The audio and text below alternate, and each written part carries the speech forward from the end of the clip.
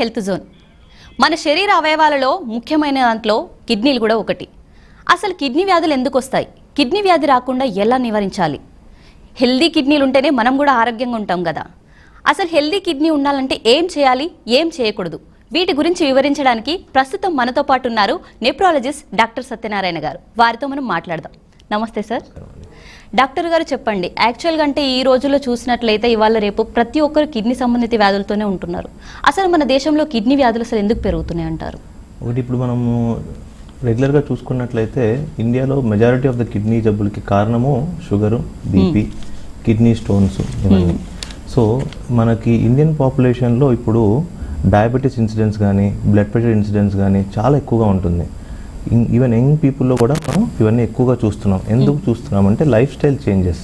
చాలా వరకు sedentary life styles, junk food ఎక్కువగా తినడము, వీటి వల్ల డయాబెటీస్ 25-30 ఇయర్స్కి డయాబెటీస్ రావడము, 40-45 ఇయర్స్ కల్లా కిడ్నీ జబ్బులు రావడము, దాన్ని ఇగ్నోర్ చేయడం అంటే టెస్ట్ చేయించకుండా ఉండడము, హెల్తీ లైఫ్ స్టైల్ లేకపోవడము, ఇవన్నీ మేజర్ రీజన్స్ కిడ్నీ ప్రాబ్లమ్స్కి.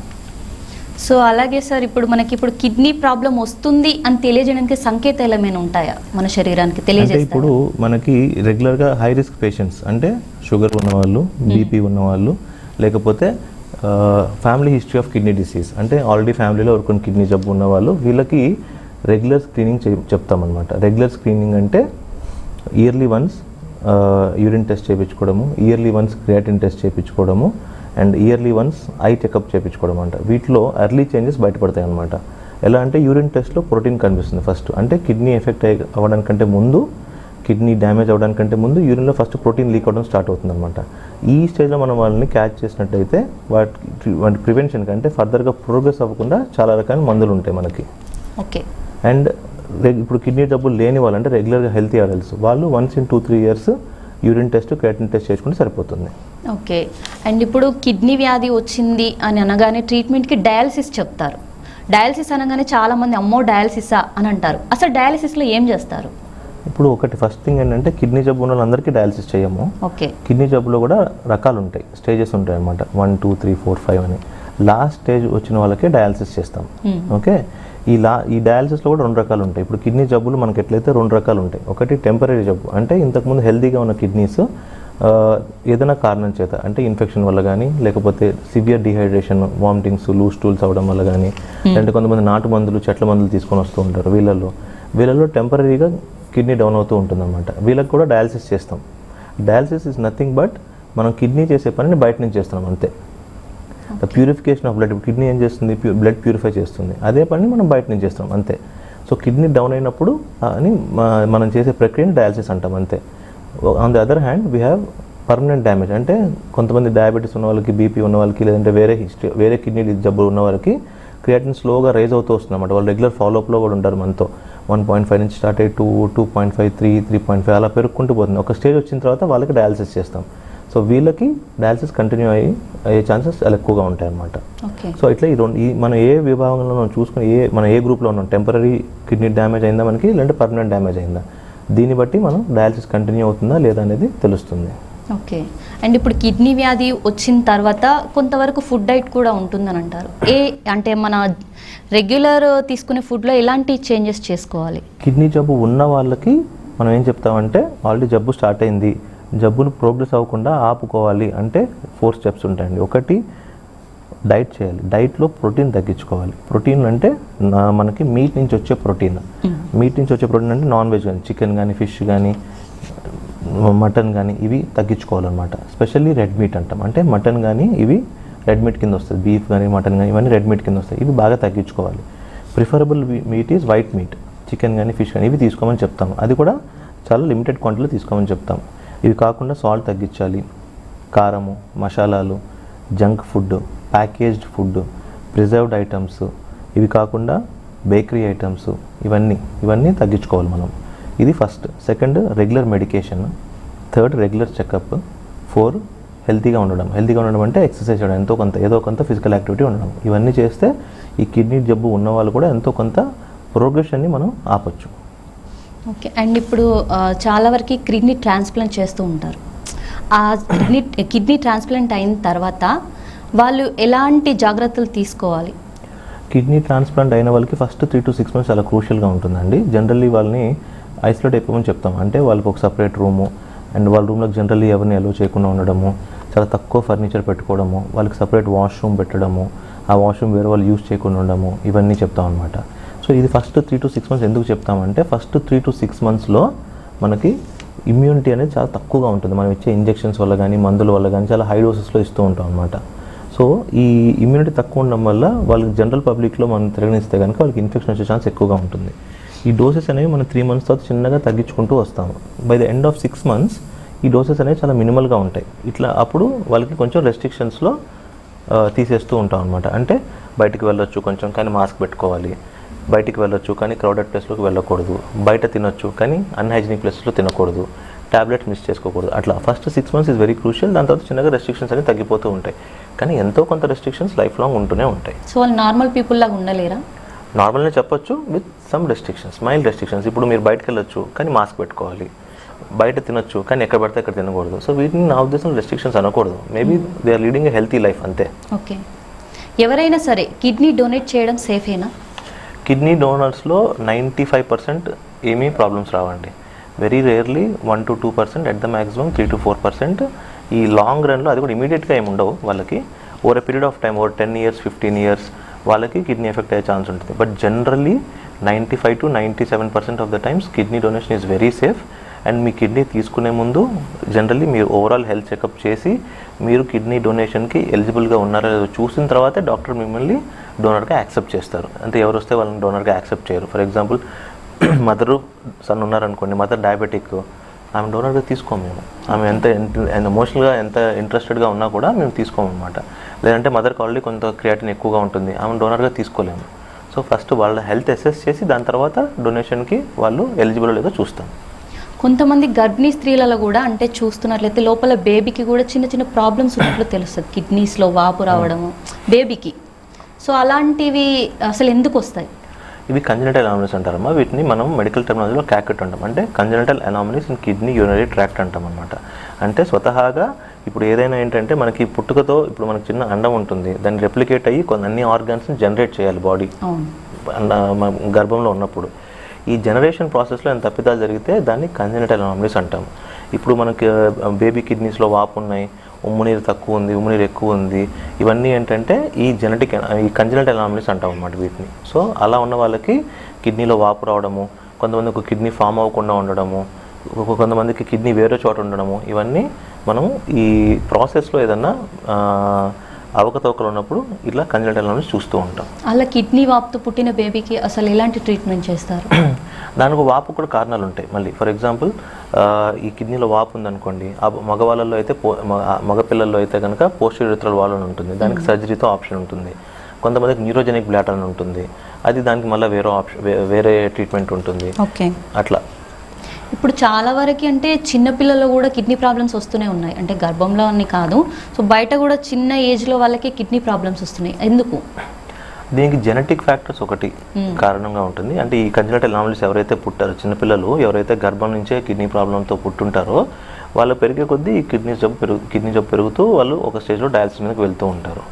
కొంతమందికి పుట్టిన తర్వాత కొన్ని ప్రాబ్లమ్స్ స్టార్ట్ అవుతూ ఉంటాయి. ఫర్ ఎగ్జాంపుల్ చిన్నపిల్లలు నెఫ్రోటిక్ సిండ్రోమ్ అని ఉంటుంది, అంటే చిన్నపిల్లల్లో వేరే కిడ్నీ జబ్బులు ఉంటాయి. ఆ రకమైన జబ్బులు వచ్చినప్పుడు కూడా ఇది ఈ కిడ్నీ ఫంక్షనాలిటీని ఎఫెక్ట్ చేస్తూ ఉంటాయి అన్నమాట. దీనికి చాలా కారణాలు ఉంటాయి, ఒక స్పెసిఫిక్ కారణమే ఉండదు. బట్ మోస్ట్లీ కొంత జెనెటిక్ ఉంటుంది, కొంత కంజనిటల్ అనామలీస్ ఉంటాయి, కొన్ని బయట నుంచి వచ్చే ఫ్యాక్టర్స్ ఉంటాయి. కొన్ని ఫుడ్స్ తింటే కిడ్నీలో రాళ్ళు వస్తాయి, ఈ ఫుడ్ తినొద్దు, ఇది కిడ్నీకి సేఫ్ కాదని కొంతమంది జడ్జ్ చేసుకుంటారు. అసలు ఏ ఫుడ్ తీసుకోవాలి, ఏ ఫుడ్ తీసుకోవద్దు? ఒకటి ఫుడ్లో మనము కిడ్నీ రాళ్ళ పరంగా చూసుకుంటే కనుక హై ప్యూరైన్ డైట్, అంటే ఎక్కువ మీట్ తీసుకునే వాళ్ళల్లో, ఎక్కువ జంక్ ఫుడ్ తీసుకునే వాళ్ళలో, హై సాల్ట్ కంటైనింగ్ ఫుడ్స్, అంటే ఇప్పుడు ఈ ప్రిజర్వ్డ్ ఐటమ్స్ ఏవైతే ఉంటాయో, సో ఎక్కువ మీట్ ఎక్కువ సాల్ట్ తీసుకునే వాళ్ళలో కిడ్నీ స్టోన్స్ ఫామ్ అయ్యే ఛాన్స్ చాలా ఎక్కువగా ఉంటుంది. 2, ఎక్కువ ఇవి తీసుకొని తక్కువ వాటర్ తాగుతారు వాళ్ళలో ఇంకా ఛాన్స్ ఎక్కువగా ఉంటుంది. 3, ఫిజికల్ యాక్టివిటీ లేని వాళ్ళలో కూడా ఊబకాయం ఉన్న వాళ్ళలో కూడా కిడ్నీ స్టోన్స్ ఫామ్ అయ్యే ఛాన్స్ ఎక్కువగా ఉంటుంది. సో ఓన్లీ డైట్ ద్వారా మనం స్టోన్స్ని ప్రివెంట్ చేయొచ్చా అంటే no, it is only 1 step. ఒకటి హెల్తీ డైట్ ఉండాలి, డైట్లో ఎక్కువ వెజిటేరియన్ మీల్ ఎక్కువ ఉండాలి. ఫర్ ఎగ్జాంపుల్ నాన్ వెజ్ తినద్దని చెప్పను, but majority should be vegetarian. అంటే మీరు వీక్లో 1 time or 2 times తీసుకోండి, అంతేగాని అదే పనిగా రోజు, అది కూడా చాలా హై సాల్ట్ హై మసాలాలు ఉన్న ఫుడ్ బయటకు వెళ్ళి తినడం ఇవి తగ్గించుకోవాలి. ఎంత తిన్నా దానికి తగినంత వాటర్ తీసుకోవాలి. 2 physical activity and avoid high salt containing foods, junk foods avoid చేయండి. ఈ రోజుల్లో చూసుకున్నట్లయితే డాక్టర్ గారు అంటే చాలామంది మెడికేషన్ తీసుకుంటారు, అంటే ఏదైనా సరే వాళ్ళు ఫుడ్ బదులు మెడిసినే తీసుకుంటున్నారు. సో అలాంటి వాళ్ళు పెయిన్ కిల్లర్స్ కూడా వాడతారు. ఆ మెడికేషన్ వల్ల కావచ్చు, పెయిన్ కిల్లర్స్ వల్ల కావచ్చు, కిడ్నీస్కి ఏమైనా ఎఫెక్ట్ అవుతుందా? పెయిన్ కిల్లర్స్ వల్ల డెఫినెట్లీ ఉంటుందండి. మనం ఇప్పుడు సిటీస్లో కూడా ఒకంత చూస్తూ ఉంటాము, కానీ మేము ఓవర్ రీచ్ క్లినిక్స్ అంటాము. అవుట్ రీచ్ క్లినిక్స్లో ఇప్పుడు మనం ఊర్లోకి వెళ్ళినప్పుడు ఈ మిర్యాలగూడ కానీ ఇటు సైడ్ మనం క్లినిక్స్ కండక్ట్ చేసినప్పుడు చాలామంది చిన్న చిన్న పల్లెటూరు నుంచి వస్తూ ఉంటారు. ఈ పొలం పనులు చేసుకునే వాళ్ళకి ఏముందంటే పొద్దునంతా పని చేసుకొని సాయంత్రం బాడీ పెయిన్స్ వచ్చి మెడికల్ షాప్కి వెళ్ళి నొప్పులు మంది ఇవ్వమంటే ఇచ్చేస్తారనమాట. లేదంటే ఆర్ఎంపీ దగ్గరికి వెళ్తే ఒక ఇంజెక్షన్ పెయిన్ కిల్లర్ ఇచ్చేస్తాడు. సో దాన్ని లాంగ్ రన్లో వాళ్ళు కిడ్నీ మీద ఎఫెక్ట్ ఉంటుంది. Painkillers is one of the most common cause of CKD. అంటే ఈ క్రానిక్ కిడ్నీ డిసీజ్లో one of the major impact factor is this over the counter medication, specially painkillers. Okay, సాధారణంగా మనము salt తీసుకుంటూ ఉంటాం, కొంతమంది అయితే ఎక్కువగా వాడేస్తూ ఉంటారు. అసలు ఎంతవరకు తీసుకోవాలి salt? So ideal salt intake should be always between 5 to 8 grams అండి. ఒకవేళ మీకు రిస్క్ ఫ్యాక్టర్స్ ఉన్నాయనుకోండి, హైపర్ టెన్షన్, డయాబెటీస్ ఇట్లాంటివి ఉన్నాయనుకోండి 5 grams, లేదు అంటే up to 8 grams you can take. So first question, ఇప్పుడు 5 to 8 grams అనడం కంటే మనం ఎంత తీసుకోవాలి? మనం రెగ్యులర్గా ఇండియన్ కుకింగ్లో వాడే సాల్ట్ అరౌండ్ 6 to 7 grams ఉంటుందండి. దీనిపైన ఉప్పు అంటే మజ్జిగలో, ఫ్రైస్లో, వీటిలో వేసుకోకుండా సరిపోతుంది. అండ్ ఈ వేసుకునే దాంట్లో కూడా ఒక 10-20% తగ్గిస్తే ఈ రిస్క్ ఫ్యాక్టర్స్ ఉన్న వాళ్ళకి సరిపోతుంది. కిడ్నీలో క్రియాటిన్ పెరగడానికి కారణం ఏంటి సార్? కిడ్నీ ఫంక్షన్ తగ్గితే క్రియాటిన్ పెరుగుతుంది. అంటే creatine is nothing but kidney ఎంత ఫంక్షన్ చేస్తుంది అనే మార్కరే క్రియాటిన్ మనకి. ఓకే, మన వరకు అంటే చాలామంది ఏదో యూరిన్ మంట కావచ్చు ఇలాంటివి వస్తేనే ఏదో కిడ్నీ ప్రాబ్లం ఉందని అనుకుంటారు. దానివల్ల అసలు ప్రాబ్లం ఉందని తెలుస్తుందా? ఒక రకమైన ప్రాబ్లమ్స్, ఫర్ ఎగ్జాంపుల్ యూరిన్లో ఇన్ఫెక్షన్స్ కానీ, యూరిన్లో స్టోన్స్ ఉన్నప్పుడు కిడ్నీలో మంట, పెయిన్ ఇవి రావడం జరుగుతుందన్నమాట. కానీ చాలా రకాల కిడ్నీ జబ్బుల్లో ఈ సిమ్టమ్స్ ఏమి ఉండవు మీకు. ఓన్లీ కొన్ని రకాల ఒక సబ్సెట్ ఆఫ్ ఇష్యూస్లో మీకు పెయిన్, మేజర్లీ ఇన్ఫెక్షన్, యూరిన్లో మంట ఉందంటే ఇన్ఫెక్షన్ కానీ స్టోన్ కానీ ఉండొచ్చు. ఈ 2 మనం చూసుకోవాలి. అంటే హెల్దీ కిడ్నీస్ కోసం వాటర్ ఎక్కువ తీసుకోవాలని అంటారు, నిజమేనా? అంటే పార్షియలీ కరెక్ట్ అండి. వాటర్ ఎక్కువ అంటే ఎంత వాటర్ అనేది మనం మాట్లాడుకోవాలి ఇప్పుడు మనం ఫస్ట్. సో కొంతమంది 8 liters 10 liters తీసుకుంటూ ఉంటారు, అది కరెక్ట్ కాదు. అండ్ ఎక్కువ వాటర్ తీసుకుంటే కిడ్నీస్ మనకి బాడీలో డ్యామేజ్ అవుతూ ఉంటుంది. ఎట్లా అంటే బాడీలోని లవణాలు అంటే సోడియం, పొటాషియమ్స్ డౌన్ అయిపోయి అండ్ ఈ ఇష్యూస్ వచ్చే ఛాన్స్ ఉంటుందన్నమాట. సో మన ఇండియన్ కాంటెక్స్ట్లో డైలీ 2.5 to 3 liters, సమ్మర్స్లో ఇంకొక 500 ml ఎక్స్ట్రా తీసుకుంటే సరిపోతుంది. అంతకుమించి తీసుకున్నా మీకు వచ్చే ఉపయోగం ఉండదు. మరీ ఎక్కువ తీసుకుంటే మీకు ప్రమాదం జరిగే అవకాశం ఉంటుంది. అంటే ఆల్మోస్ట్ అందరూ ఒక థింక్ పెట్టుకుంటారు 4 to 5 to 6 liters ఖచ్చితంగా తీసుకోవాలి. అంత అవసరం లేదండి. 2.5 to 3 liters is what is generally required for Indian కాంటెక్స్ట్లో. సమ్మర్స్లో కొంచెం టెంపరేచర్స్ ఎక్కువ ఉంటాయి కాబట్టి బయట తిరిగే వాళ్ళు ఇంకొక 500 ml ఎక్స్ట్రా తీసుకుంటే సరిపోతుంది. ఓకే, ఇప్పుడు కిడ్నీస్ అనేవి మన శరీరానికి చాలా ఉపయోగకరం అంటారు. వేరే అవయవాలతో పోలిస్తే ఇవి ఎంతవరకు ఉపయోగపడతాయి? ఒక అవయవాన్ని ఇంపార్టెంట్ చెప్పలేమండి, ఇవన్నీ ఇంటర్ రిలేటెడ్ ఉంటాయి. ఫర్ ఎగ్జాంపుల్ ఇప్పుడు మీకు హార్ట్ వీక్ అయింది అనుకోండి, ఆ ఎఫెక్ట్ కిడ్నీ మీద పడుతుంది.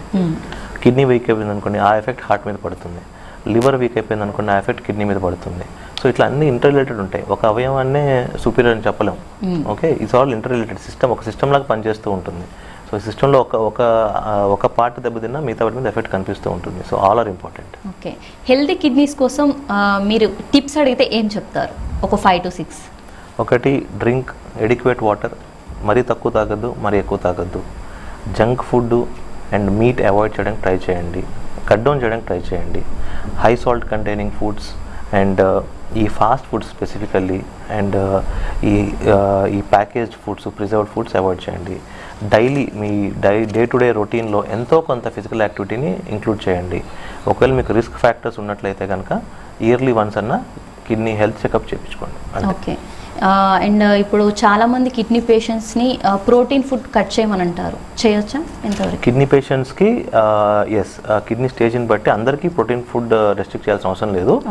వాళ్ళకున్న స్టేజ్ని బట్టి ప్రోటీన్ రెస్ట్రిక్ట్ చేస్తూ ఉంటాము. అడ్వాన్స్ కిడ్నీ స్టేజెస్లో అంటే చివరి దశలో అయితే ప్రోటీన్ చాలా తగ్గించమని చెప్తాం. ఎందుకంటే ఎక్కువ ప్రోటీన్ తీసుకుంటే ఇందాక నేను చెప్పినట్టు కిడ్నీస్ డ్యామేజ్ అయ్యే అవకాశం ఉంటుంది.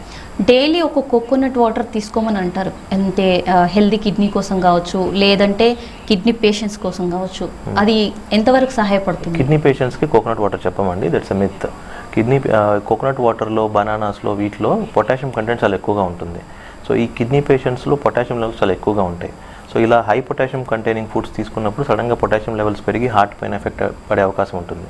సో కిడ్నీ సమస్య ఉన్న వాళ్ళు ఈ కోకోనట్ వాటర్, ఈ బనానాస్ ఇట్లాంటివి అవాయిడ్ చేస్తే బెటర్.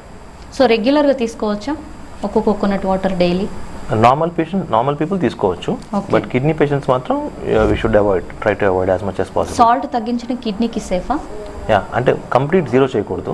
సాల్ట్ తగ్గించడం అంటే కంప్లీట్ జీరో చేయకూడదు. లిమిటెడ్ సాల్ట్ తీసుకోవాలి. At least 2 to 3 grams or 5 grams మీ కిడ్నీ స్టేజ్ని బట్టి సాల్ట్ కంటెంట్ మేము చెప్తూ ఉంటాం అనమాట. మనం డిసైడ్ చేయకూడదు. Generally the amount of salt usually is decided by the doctor.